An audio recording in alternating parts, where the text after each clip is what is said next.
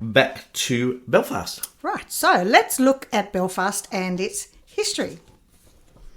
Oh, there you go. Oh, we've already done it a couple. I can't overdo it. Firstly, we'll address the elephant in the room. Oh, that's a nice thing to call me. How rude. Why do the Belfast Catholics and Protestants fight? Or actually, why do all the Northern Irish fight? Majority of Catholics are pro-Irish and nationalists and wanted the whole of Ireland to stay united as part of the Republic. But the Protestants were loyal to Britain, so they wanted the whole of Ireland to become part of the UK. I don't know how bombing and fighting actually helped that, but anyway. Who knows? So Belfast is the capital of Northern Ireland. The population of Belfast at the last census is 43% Catholic and 37% are now Protestant. I think this is the first time Catholics have outnumbered the Protestants in Belfast.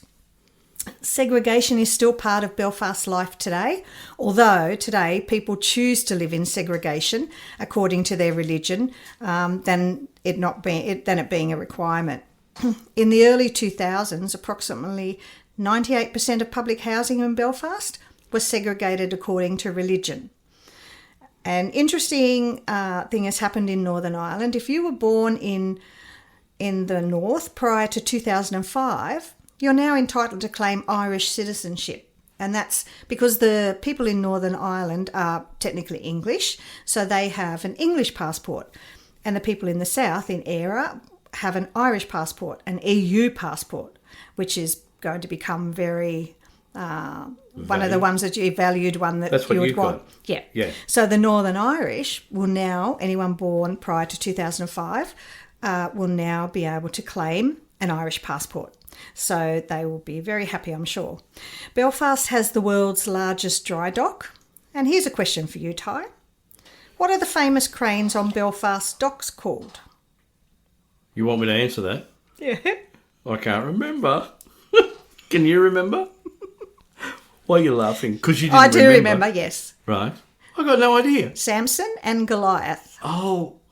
Wasn't it Delilah? No, you see, people think when they hear Samson, they think, oh, Samson and Delilah, but it's not. It's Samson and Goliath. Right. There you go. Bit of trivia. And I needed to know that because... We did visit the docks. I thought you might remember. But anyway. How many years ago we were last in Belfast? I know. The Titanic, 7 years ago? The Titanic was built by Harland and Wolff and the White Star Line in Belfast shipyards. It took 2 years to build and Should it was have taken launched, 4, I think. I know. I don't think it would have mattered. And was launched 31st of May 1911. It set sail, as we all know, on its maiden voyage, April the 10th, 1912. It was one of 3 ships built for the White Star Line. And it was never described as being unsinkable. People say, it was supposedly unsinkable. It was never ever described as that. It also only had enough lifeboats for a third of the passengers and crew on board. What was the other two-thirds supposed to do? Exactly. They were always going to drown. Belfast has more than 3,000 acres of parklands and forests, so you won't be short of somewhere to picnic. You'd want to pick the weather, wouldn't you? I know. We were there in summer and still wearing jumpers and jackets. I know, we were. Linden Hall Library is one of the oldest libraries in Ireland. It opened in 1788, and put that on your list for a visit. It has 20,000 or so items relating to Irish culture and the political. We actually went there. Did we? Yeah. Oh. Well, I remember walking up in through the bottom because it's sort of been refurbished at the front of it, but it's got the original library at the back. I thought that was Trinity College, actually. No, that's different. Righto. I know because there was a Skechers shop nearby and I bought some Skechers while I was there. So Belfast can also claim several famous writers as their own. Jonathan Swift resided at Lilliput Cottage near Limestone Road, and it's believed Cave Hill, which was above it, inspired his novel Gulliver's Travels.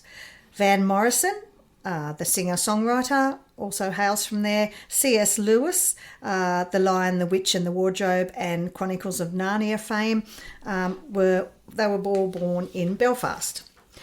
Belfast once had another name. It was called Linonopolis. Do you know why it was called Linonopolis? No. Why was it called Linonopolis? And I'd like to hear... I know why it got changed. Can you imagine the Irish trying to say that drunk? It was Linenopolis because it was the linen producing capital of the world. Right. So that's why. I don't think it was course. its real name. Led Zeppelin first played Stairway to Heaven in 1971 at the Ulster Hall, Belfast. Did Now you know that? that is interesting to me. And it was built in 1862. That Not goes Led in my Zeppelin, but music- the 1971. That goes into my musical trivia brain for another time. There you go. Yes, so that you'll know that. The Europa Hotel is famous for being the most bombed hotel in the world and was bombed about 36 times during the Troubles. Naturally, no one wanted to stay there, but in 1994, Bill Clinton visited Belfast and he and his entourage stayed at the hotel. And that helped guests come back to the Europa. We had high tea there, didn't we? We had Afternoon tea. afternoon and we had drinks there. Okay. Not sure who kept count, but 45,000 bombs have been detonated in the city during the 30 years of the Troubles. The main industries these days are tourism, IT, and movie making. Yeah, Thank goodness it's not bomb throwing. For those of you who don't know, my background is IT, and yep, a lot of IT companies had their head office, their call centres, and also their managed services divisions in Ireland.